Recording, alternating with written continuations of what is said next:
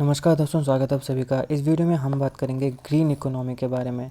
अब पूरी दुनिया में आप सब जानते हैं कि इस पॉइंट ऑफ टाइम पे रीन्यूएबल एनर्जी के ऊपर काफ़ी बात हो रही है, एनवायरनमेंट को प्रोटेक्ट करने के ऊपर काफ़ी बात हो रही है, क्लाइमेट चेंज को मिटिगेट करने के लिए काफ़ी बातें हो रही हैं। और धीरे धीरे पूरी दुनिया और हमारे भारत में भी कई ऐसे लोग हैं जो काफ़ी सेंसिटिव होते जा रहे हैं एनवायरनमेंट को लेकर, जो कि एक अच्छी चीज़ है क्योंकि हमारे भारत में और पूरी दुनिया में कई रिपरकशंस भी हमें देखने को मिल रही हैं। फ्लैश फ्लड्स हैं, क्लाउड बर्स्ट हैं, एटमॉस्फेरिक रिवर्स का जो रास्ता है वो बदलना है, इस प्रकार की बहुत सी चीज़ें हैं। नॉर्थ पोल हमारा पिघल रहा है, आर्कटिक एम्प्लीफिकेशन बोलते हैं इन चीज़ों को। इन सारे कंसेप्ट्स को, flash flood, cloud burst, arctic amplification, इन सबको मैंने कवर किया है। अगर आप चाहें तो देख सकते हैं, लिंक मैं डिस्क्रिप्शन बॉक्स में दे दूंगा। तो अब क्योंकि पूरी दुनिया रीन्यूएबल एनर्जी और एनवायरनमेंट को प्रोटेक्ट करने के लिए काफ़ी संजीदा हो रही है, तो उसी में एक टर्म जो है वो काफ़ी ज़्यादा इम्पोर्टेंस रख रही है, काफ़ी ज़्यादा न्यूज़ में भी आ रही है। बार बार आपने कई आर्टिकल्स या एडिटोरियल इससे रिलेटेड पढ़े होंगे, और वो है ग्रीन इकोनॉमी। इससे पहले मैंने गिग इकोनॉमी और ब्लू इकोनॉमी को भी कवर कराया था। अगर आप देखना चाहें तो उन्हें भी देख सकते हैं, लिंक मैं डिस्क्रिप्शन में दे दूंगा। काफ़ी इंपॉर्टेंट है क्योंकि ये भी खबरों में थे। अब इस लेक्चर में हम बात करेंगे ग्रीन इकोनॉमी, ये होती क्या है, क्या सिग्निफिकेंस है, क्या रोल है इसका, और भारत ग्रीन इकोनॉमी में कहाँ पे खड़ा है। भारत वैसे ग्रीन इकोनॉमी में इस पॉइंट ऑफ टाइम पर काफ़ी पिछड़ा हुआ है। तो सारी चीज़ों को हम विस्तार से इस वीडियो में कवर करने वाले हैं। आप इस वीडियो को अंत तक देखिएगा, चैनल पर नया हो तो सब्सक्राइब अवश्य करिएगा। Politics, economy, GK, geography, science, environment, inclusion की तमाम वीडियोस के लिए हमारी प्लेलिस्ट को जरूर चेक करिएगा। आप किसी भी एग्जाम की तैयारी कर रहे हो, हमारी प्लेलिस्ट करंट अफेयर की बाकी वीडियोस को देख के आपको काफ़ी हेल्प मिलने वाली है। इसे समय निकाल के हमारे चैनल को जरूर चेक करिएगा। चलिए शुरुआत करते हैं। देखिए, सबसे पहले बात करेंगे ग्रीन इकोनॉमी होती क्या है। ग्रीन इकोनॉमी एक ऐसी प्रैक्टिस है जहाँ पे हम सोशल और एनवायरमेंटल सस्टेनेबिलिटी को फोस्टर करेंगे, और यहाँ पे हम पब्लिक और प्राइवेट इन्वेस्टमेंट जो है उसको भी सपोर्ट करेंगे अपने इंफ्रास्ट्रक्चर में। तो इस प्रकार की जो प्रैक्टिस है जहाँ पे सस्टेनेबिलिटी की बात हो रही है, मुख्यतः एनवायरमेंटल सस्टेनेबिलिटी की, तो उस चीज़ को हम ग्रीन इकोनॉमी कहेंगे। इसकी जो एक्चुअल डेफिनेशन है, जो यूनाइटेड नेशन के अकॉर्डिंग इसकी डेफिनेशन है, वो हम आगे देखेंगे। पहले हम जरा एक बेस बना लेते हैं, एक्चुअल में कंसेप्ट को समझ लेते हैं, क्योंकि अगर कंसेप्ट समझ में नहीं आएगा तो डेफिनेशन समझ नहीं आएगी। तो पहले हम एक बेस बना लेते हैं। देखिए, ये जो ग्रीन इकोनॉमी है ये उस प्रकार की इकोनॉमीज़ को प्रमोट करती है जो कि सस्टेनेबल और लो कार्बन इमिशन की बात करे। लो कार्बन हो और सस्टेनेबल हो। सस्टेनेबल का मतलब, ब्लू इकोनॉमी वाली वीडियो में भी मैंने आपको बताया था कि सस्टेनेबल का क्या मतलब होता है, कि जो हमारे रिसोर्सेज हैं उनका हम भी यूज़ कर लें और हमारे आने वाली जो जनरेशन्स हैं उनके लिए भी बच जाएं। इस प्रकार से हम रिसोर्सेज का यूज़ करें और रिसोर्सेज को प्रोटेक्ट भी करें, उनको एक्सप्लॉइट ना करें। तो यहाँ पे सस्टेनेबल भी हो और लो कार्बन भी हो, इस प्रकार की इकोनॉमीज़ को हम प्रमोट करें। अब यहाँ पे ये इंश्योर करना ज़रूरी है कि जो हमारे नेचुरल एसेट्स हैं वो हमें सप्लाई भी करते रहें, लेकिन इसके साथ साथ वो हमारी फ्यूचर जनरेशन्स के लिए भी बचे रहें। और जो हमारी एनवायरमेंटल सर्विसेज हैं उनको भी हम उतना ही यूज़ करें जो हमारी रिक्वायरमेंट है, हमारी वेलबींग के लिए जितना कि ज़रूरी है, एक्सप्लॉइट उनको ना करें। ग्रीन इकोनॉमी जो है इसके अलग अलग विज़न होते हैं ग्रोथ के लिए और डेवलपमेंट के लिए। अब यहाँ पे इकोनॉमिक प्रोग्रेस की बात तो होती ही है, लोगों की जो ज़िंदगी है उसमें इम्प्रूवमेंट की बात होती है, लेकिन इसके साथ साथ यहाँ पे सोशल वेलबींग और जो एनवायरनमेंट है उसकी प्रोटेक्शन की बात भी होती है। यहाँ पे ऐसा नहीं है कि सिर्फ हमने डेवलपमेंट ही करनी है, यहाँ पे लोगों की जो लाइफ है उसे ही इम्प्रूव करना है। इकोनॉमिक प्रोग्रेस ज़रूरी है, लोगों की लाइफ को इम्प्रूव करना ज़रूरी है, लेकिन उसके साथ साथ एनवायरनमेंट को प्रोटेक्ट करना, सोशल वेलबींग की तरफ ध्यान देना, ये भी बहुत ज़्यादा ज़रूरी है। यहाँ पर इस प्रकार की सस्टेनेबल टेक्नोलॉजी को डेवलप और इम्प्लीमेंट करने को प्रमोट किया जाता है, जो इम्पोर्टेंट कंपोनेंट बने हमारी ग्रीन इकोनॉमी की स्ट्रेटेजी के लिए। अब हम आते हैं डेफिनेशन पे। हमने एक बेस बना दिया कि बेसिकली ग्रीन इकोनॉमी क्या है। हम इकोनॉमिक प्रोग्रेस भी करें, हम लोगों की लाइफ को इम्प्रूव भी करें, मगर उसके साथ साथ हम एनवायरनमेंट को प्रोटेक्ट करने का भी काम करें, उसको भी मद्देनज़र रखें। तो अब हम देखते हैं कि यूनाइटेड नेशन के मुताबिक ग्रीन इकोनॉमी की क्या डेफिनेशन है। यूनाइटेड नेशन के मुताबिक green economy is one that improves human wellbeing, लोगों का जो वेलबींग है उसको इम्प्रूव करे, and social fairness, social fairness भी इम्प्रूव करे। सोशल फेयरनेस यहाँ पे मतलब है कि किसी के साथ भी डिस्क्रिमिनेशन नहीं होनी चाहिए। आप देखिए, पूरी दुनिया में, चाहे भारत हो या दुनिया के अलग अलग देश हों, हर जगह किसी न किसी रूप में किसी न किसी व्यक्ति के साथ डिस्क्रिमिनेशन हो रही है। कहीं पे रेस के ऊपर हो रही है, कहीं पे रिलीजन के ऊपर हो रही है, कहीं पे जेंडर के ऊपर हो रही है, कहीं पे मोटे पतले के ऊपर हो रही है। इस प्रकार की बहुत सी डिस्क्रिमिनेशंस पूरी दुनिया में अपने अपने समाज में अलग अलग रूप में उपस्थित हैं। ग्रीन इकोनॉमी में हम ना सिर्फ ह्यूमन वेलबींग की बात करते हैं, इकोनॉमिक प्रोग्रेस की बात करते हैं, बल्कि सोशल फेयरनेस की बात भी करते हैं, इक्वालिटी की बात भी करते हैं, while considerably lowering environmental dangers. अब हमने ह्यूमन वेलबींग भी करना है, हमने सोशल फेयरनेस भी लेकर आनी है, मगर एनवायरनमेंट को डेंजर ना पहुंचाएं। जैसे कई जगह पे हम देखते हैं कि डेवलपमेंट के नाम पे पूरे पहाड़ों के पहाड़ काटे जा रहे हैं, फिर वहाँ पे फ्लैश फ्लड्स हो रहे हैं, फिर वहाँ पे क्लाउड बर्स्ट हो रहे हैं, फिर वहाँ पे लैंडस्लाइड हो रहा है, फिर लोगों की मृत्यु हो रही है, फिर वहाँ पे इतना ज़्यादा नुकसान हो रहा है, जान माल का नुकसान हो रहा है, पैसे की बर्बादी हो रही है, बहुत चीज़ें हो रही हैं। तो हम इस प्रकार से काम करें कि हमारा जो एनवायरनमेंट है वो भी डेंजर में ना पड़े और इकोलॉजिकल स्कार्सिटी ना हो। अब जब एनवायरनमेंट को हम प्रदूषित करते हैं तो वो सिर्फ हमारे लिए ही घातक नहीं है, वो बाकी जीव जंतुओं के लिए भी घातक है।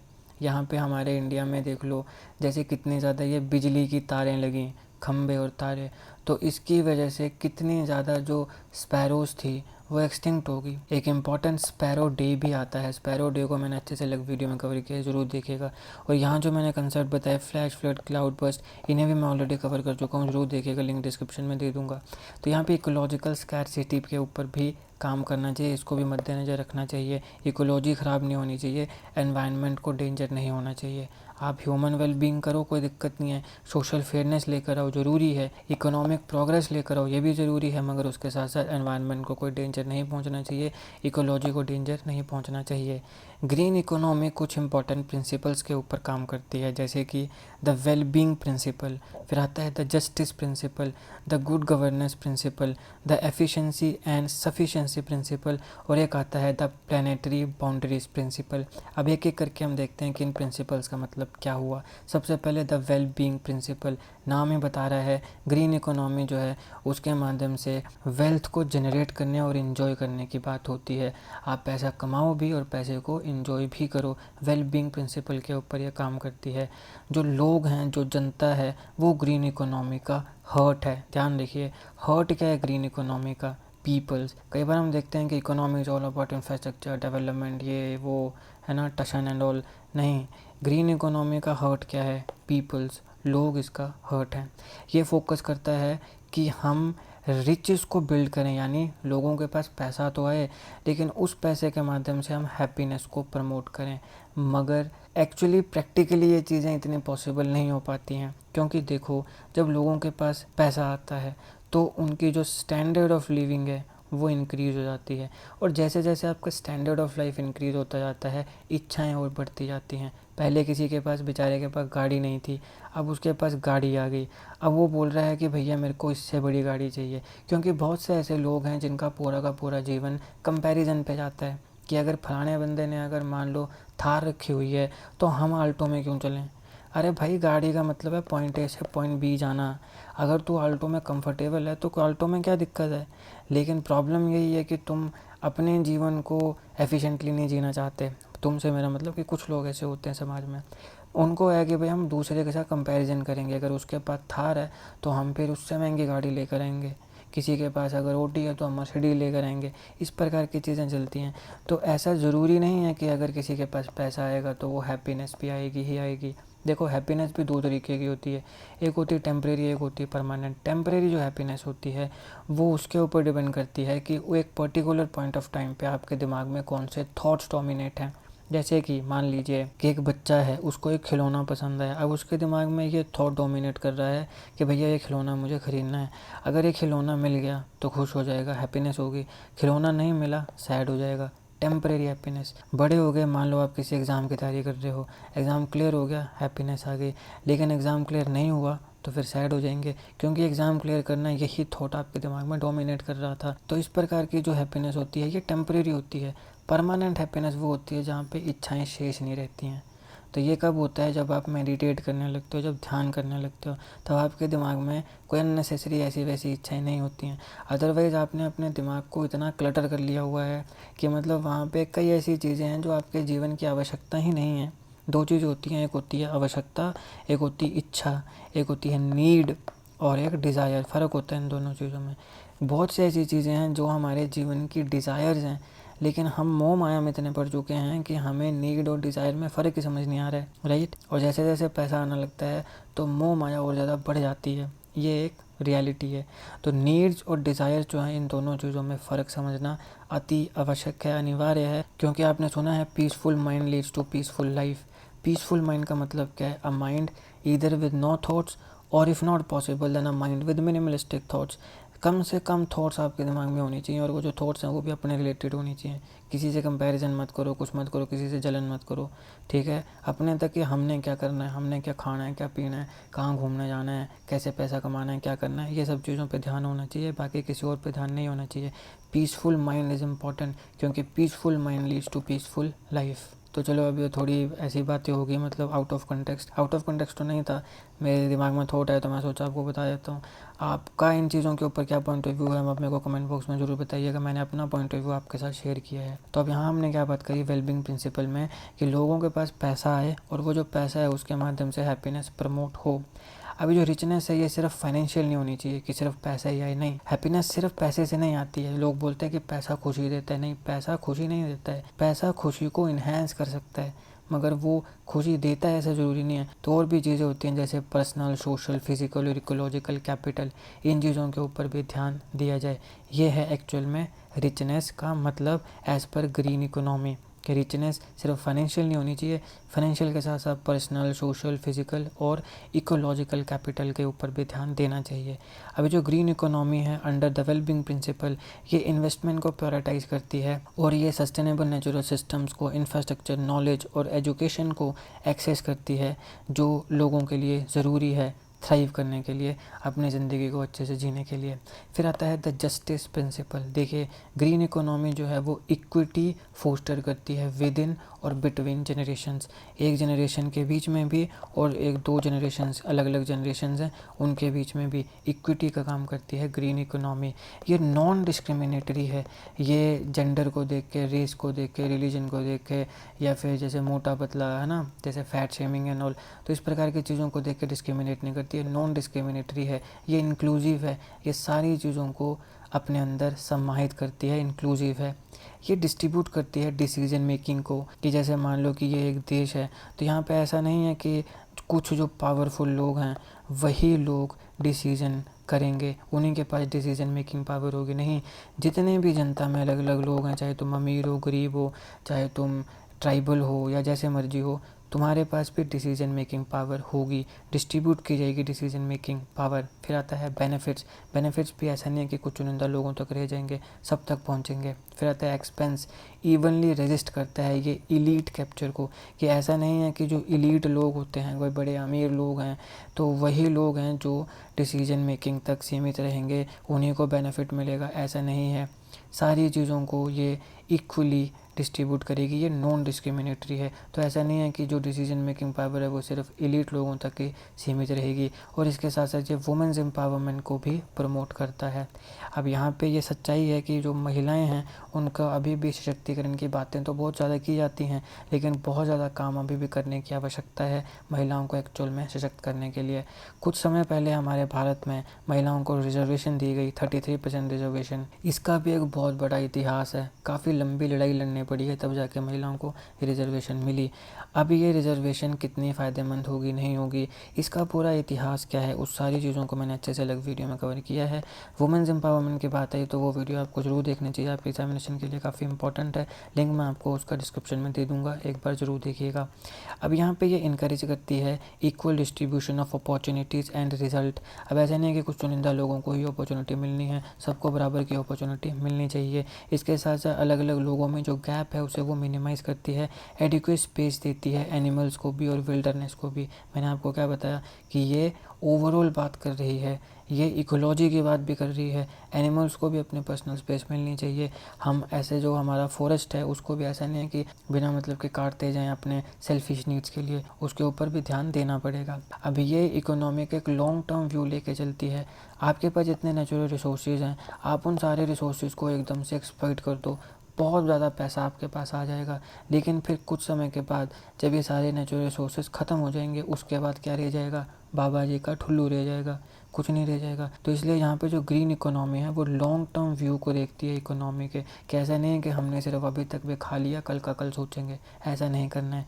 ये वेल्थ और रेजिलियंस को प्रोड्यूस करती है ताकि जो फ्यूचर जनरेशन्स हैं उन्हें भी बेनिफिट पहुँचे। और इसके साथ साथ जो हमारे देश है, पूरी दुनिया में इस समय मल्टी फैसेटेड पॉवर्टी और इनइक्वालिटी बहुत ज़्यादा फैली है, उसे भी एड्रेस करने का काम करती है।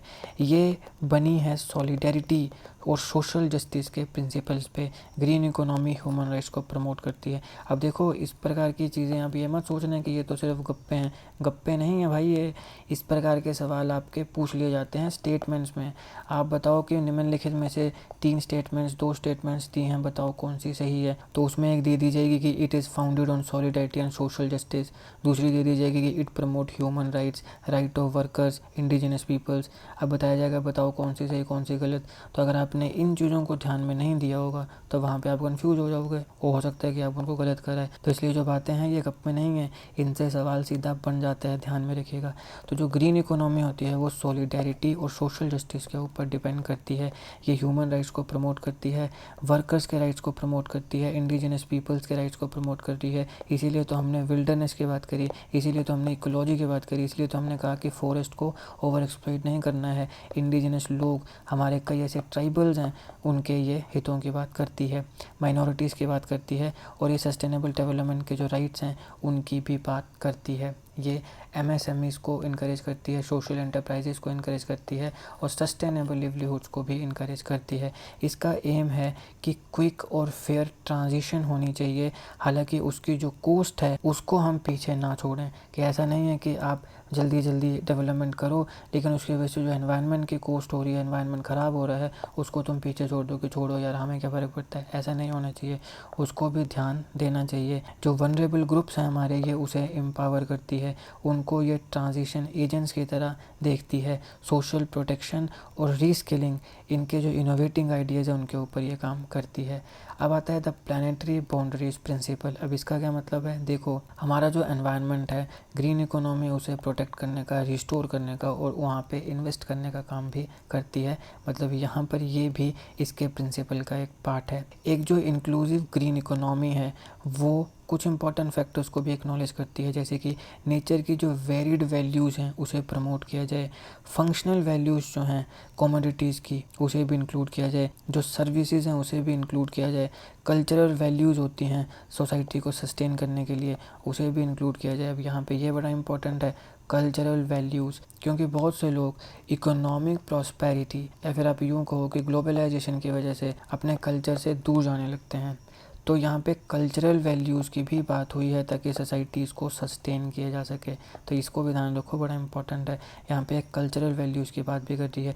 बेसिकली ये होलिस्टिकली बात कर रही है। ये सिर्फ यहाँ पर जो ग्रीन इकोनॉमी है ना, इकोनॉमी के साथ ये जो ग्रीन लग गया है ना, ये एनवायरनमेंट की बात भी कर रही है, ये आपके कल्चर की बात भी कर रही है, ये महिलाओं की बात भी कर रही है, ये ट्राइबल्स की बात भी कर रही है, ये जो हाशिए पर जो कम्युनिटीज़ बैठी हैं उनकी बात भी कर रही है। ये होलिस्टिकली हर एक चीज़ को कवर कर रही है, ये किसी को भी पीछे नहीं छोड़ रही है। तो यहाँ पे कल्चरल वैल्यूज़ की बात भी है, इकोलॉजिकल वैल्यूज़ की बात भी यहाँ पे हो रही है।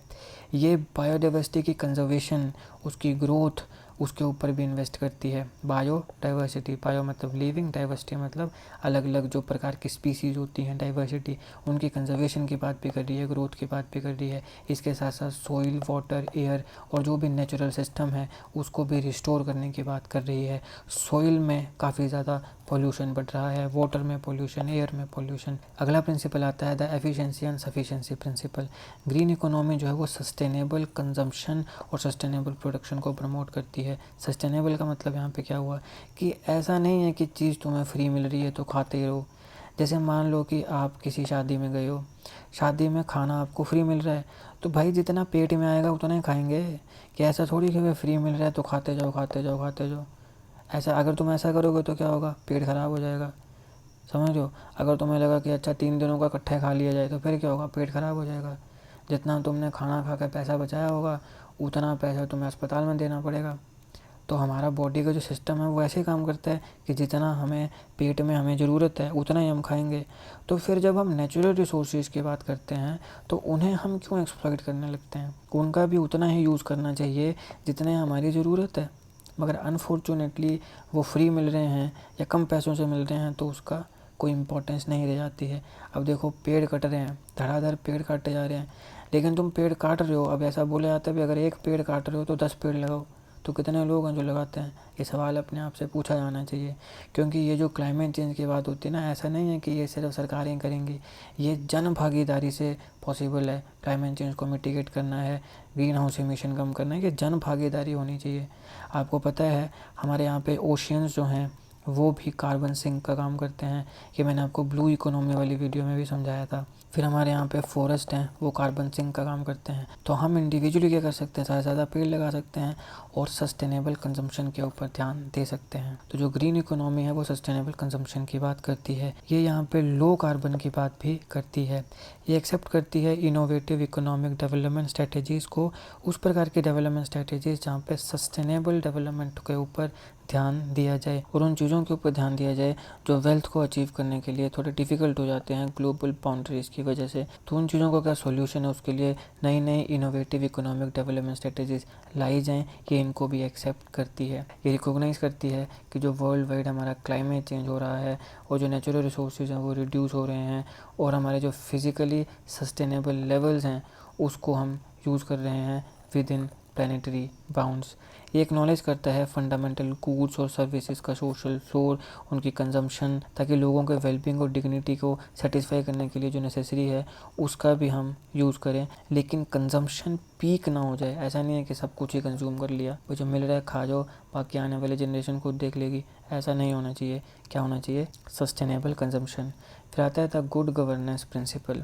अब जो ग्रीन इकोनॉमी है यहाँ पे अलग अलग जो इंस्टीट्यूशंस हैं उनमें इंटरकनेक्शन बिठाने की बात होती है, उन्हें रिस्पॉन्सिबल और रेजिलिएंट बनाने का भी बात होती है कि जैसे मान लो किसी एक इंस्टीट्यूशन में अच्छा काम हो रहा है तो दूसरे के साथ भी शेयर करें, दोनों एक दूसरे के साथ अपनी जो रिसर्च है, एडवांसमेंट है उसको शेयर करें, ताकि और ज़्यादा holistically research and development R&D हो सके। जो इंक्लूसिव ग्रीन इकोनॉमी है ये एविडेंस बेस्ड है, यहाँ पे हर एक चीज़ के एविडेंस देने पड़ेंगे, यहाँ पे हवा में तीर चलाने वाली बात नहीं हो सकती है।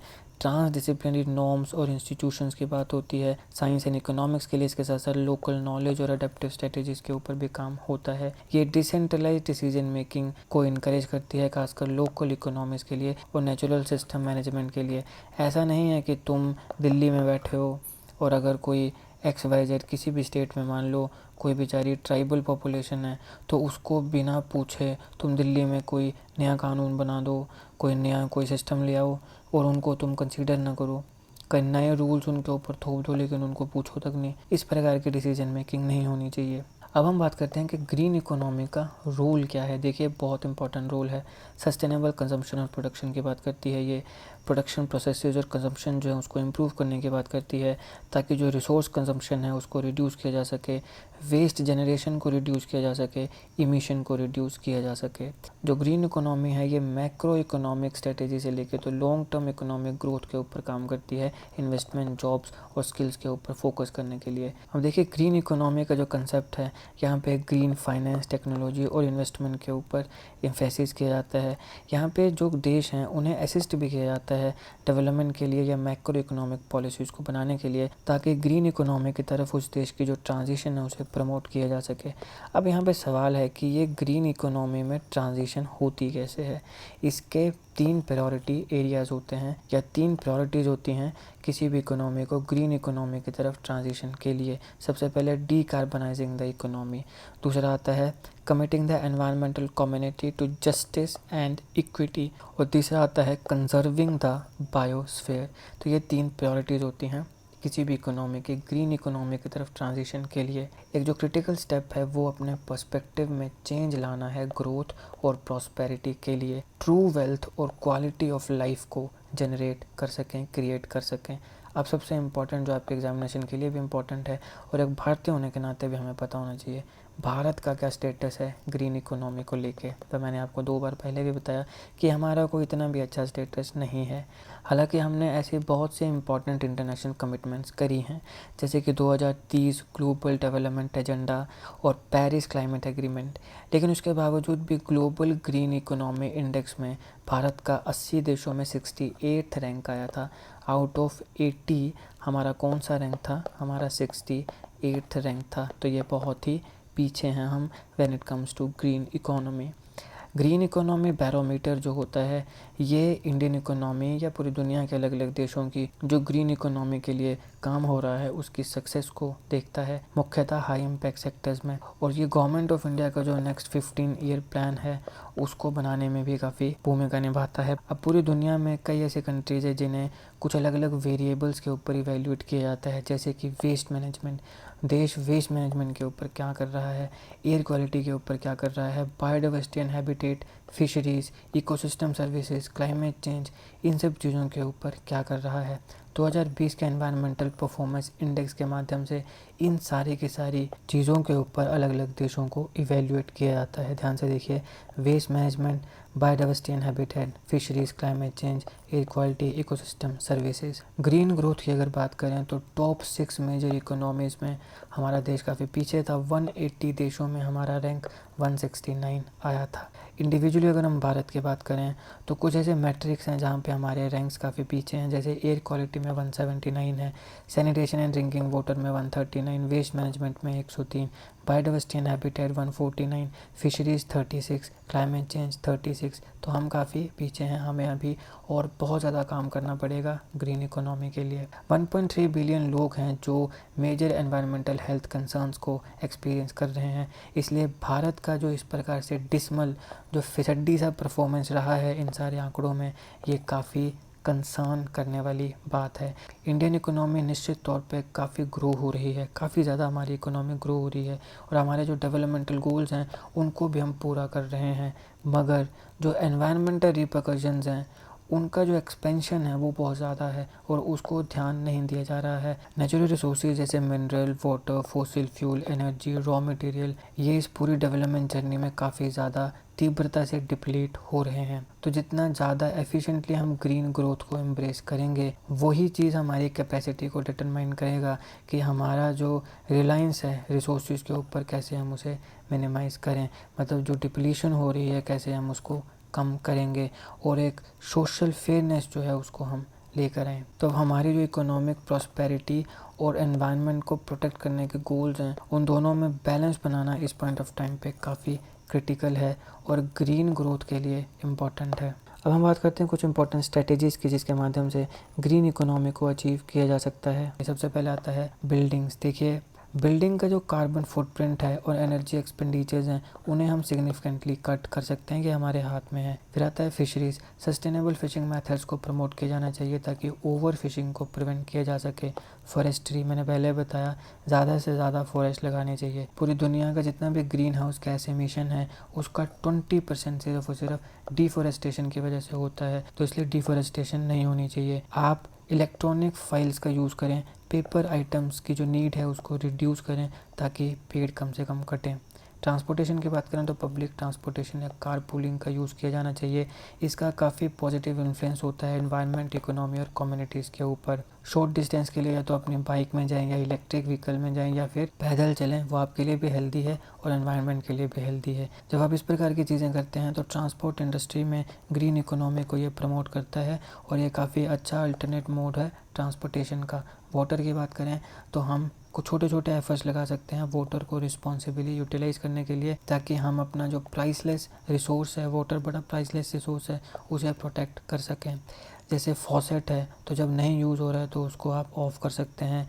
ग्रीन इकोनॉमी जो है ये रिसोर्स एफिशिएंसी को प्रायोरिटाइज़ करती है और जो वाटर है ये मोस्ट वैल्यूएबल रिसोर्स है, तो इसलिए इसको एफिशिएंटली यूज़ किया जाना चाहिए। एग्रीकल्चर, अब देखो हमें एग्रीकल्चर की ज़रूरत है हर व्यक्ति को फीड करने के लिए, खाना खिलाने के लिए, तो यहाँ पर सस्टेनेबल एग्रीकल्चर को इनकरेज किया जाना चाहिए। फूड गार्डन्स बनाइए, आसपास जो नेबरहुड फार्मर मार्केट है वहाँ पे विज़िट करिए, वहाँ से सब्जियाँ लेकर आइए। अगर हम लोकली सोर्स जो आपके घर के आसपास मिल रहे हैं, ऑर्गेनिक हैं, ज़्यादा कोई केमिकल्स का यूज़ नहीं किया गया है, सस्टेनेबल फूड आइटम्स हैं, उन्हें परचेज़ करके भी हम ग्रीन इकोनॉमी को बढ़ा सकते हैं। अगर हम एनर्जी की बात करें तो देखिए, क्लीन रिन्यूएबल एनर्जी रिसोर्सेज को डेवलप करना चाहिए, उसके डेवलपमेंट को इनकरेज करना चाहिए। कैसे, जो कंपनीज़ हैं उन्हें पैट्रनाइज करके उनके गुड्स को ख़रीद के या फिर अपनी खुद की उन कंपनीज़ में इन्वेस्ट करके, मतलब जो पैसे वाले हैं जो कर सकते हैं। इस प्रकार की जो स्ट्रैटेजीज़ हैं, इससे जो पोटेंशियल एनर्जी एफिशिएंसी है उसको हम इंक्रीज़ कर सकते हैं और रीन्यूएबल एनर्जी की तरफ हम बढ़ सकते हैं। वेस्ट की बात करें, बहुत इंपॉर्टेंट है। कंपोस्टिंग, फूड स्क्रैप और रिसाइकलिंग, ये सब चीज़ें काफ़ी रिलेवेंट हैं ताकि जो नेचुरल रिसोर्सेज हैं उसको प्रोटेक्ट किया जा सके। वेस्ट मैनेजमेंट बड़ी इंपॉर्टेंट है। क्लीन रीन्यूएबल एनर्जी सोर्सेज जैसे कि सोलर, विंड, टाइडल, ये भी ग्रीन इकोनॉमी में काफ़ी अहम भूमिका निभाते हैं। चलिए अब हम कुछ इंपॉर्टेंट इनिशिएटिव्स को कवर करते हैं जो गवर्नमेंट के द्वारा लॉन्च किए गए हैं ग्रीन एनर्जी के लिए। सबसे पहले हाइड्रोजन एनर्जी मिशन, ये एक एफर्ट है हाइड्रोजन को जनरेट करने का रीन्यूएबल एनर्जी सोर्सेज से, जो कि पोटेंशियली हमारे जो ट्रांसपोर्ट इंडस्ट्री है उसको रिवोल्यूशनाइज कर देगा और ये भारत को इनकरेज करेगा क्लीन फ्यूल्स को अडॉप्ट करने के लिए। पब्लिक ट्रांसपोर्टेशन, पहली बार हमारी कैबिनेट ने 18,000 करोड़ की यानी 2.43 बिलियन यूएस डॉलर्स की प्राइवेट फाइनेंसिंग को अप्रूव किया है 20,000 बसों के लिए। और फाइनेंसिंग के साथ साथ यहाँ पे पब्लिक प्राइवेट पार्टनरशिप की बात भी हुई है। तो ये हमारे भारत का जो पब्लिक ट्रांसपोर्टेशन सिस्टम है उसे कम्प्लीटली ट्रांसफॉर्म करने वाला है। इसका एम है कि कार्बन इम्पैक्ट को कम किया जाए, पर्सनल ऑटोमोबाइल्स के यूज़ को कम किया जाए और ज़्यादा से ज़्यादा लोग पब्लिक ट्रांसपोर्ट्स का यूज़ करें। फिर आता है deep ocean mission. Deep ocean mission को ऑलरेडी मैं अच्छे से एक अलग वीडियो में कवर करा चुका हूँ। इस वीडियो में आप उसको ज़रूर देख लीजिएगा, इसका लिंक मैं डिस्क्रिप्शन बॉक्स में दे दूँगा। फिर आता है पेज, बहुत इंपॉर्टेंट है। पेज की फुल फॉर्म है partnership for action on green economy. इसको 2013 में इस्टेब्लिश किया गया था R+20 की अपील के ऊपर, जहाँ पे देशों को असिस्ट किया जाएगा ज़्यादा से ज़्यादा ग्रीनर और इक्विटेबल इकोनॉमिक पाथ को चूज़ करने के लिए। पेज जो है ये एक यूएन बॉडी है जो कि ग्रीन इकोनॉमी इनिशिएटिव्स के बीच में कोऑर्डिनेट करती है और ये अलग अलग देशों को असिस्ट करती है, मदद करती है कि वो आने वाले जो सस्टेनेबल डेवलपमेंट गोल्स हैं उन्हें इम्प्लीमेंट भी करे और उनको मॉनिटर भी करे। भारत ने भी इस साल में पेज प्रोग्राम को ज्वाइन कर लिया था। एनुअल इकोनॉमिक ग्रोथ है हमारे भारत की 7.4%।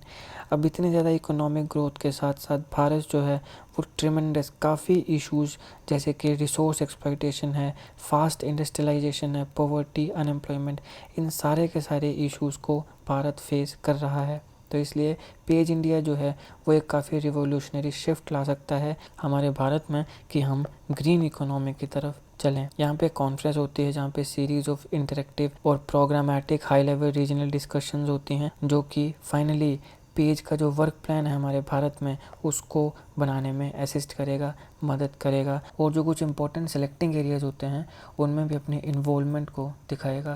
तो ये था दोस्तों ग्रीन इकोनॉमी। यहाँ पे होलिस्टिकली हमने हर एक चीज़ को कवर कर लिया है। इससे पहले मैंने ब्लू इकोनॉमी को भी कवर कराया था, गिग इकोनॉमी भी कवर करा दी है, दोनों को जरूर देखेगा। बाकी मैंने और भी काफ़ी वीडियोज़ आपको बताई जैसे कि डीप ओशन मिशन है, फ्लैश फ्लड्स हैं, क्लाउड बर्स्ट हैं, एटमॉस्फेरिक रिवर्स हैं और बाकी जितने भी लेक्चर्स मैंने बताए हैं सारों का लिंक आपको डिस्क्रिप्शन में मिल जाएगा। आपके एग्जामिनेशन के लिए इंपॉर्टेंट है क्योंकि ये सारे खबरों में थे, तो इसलिए एक बार ज़रूर गो थ्रू होइएगा इन लेक्चर्स से। अगर आपको ये लेक्चर अच्छा लगा तो लाइक करिएगा, शेयर करिएगा। Politics, economy, GK, geography, science, environment, ecology के तमाम वीडियोस के लिए हमारी प्लेलिस्ट को जरूर चेक करिएगा।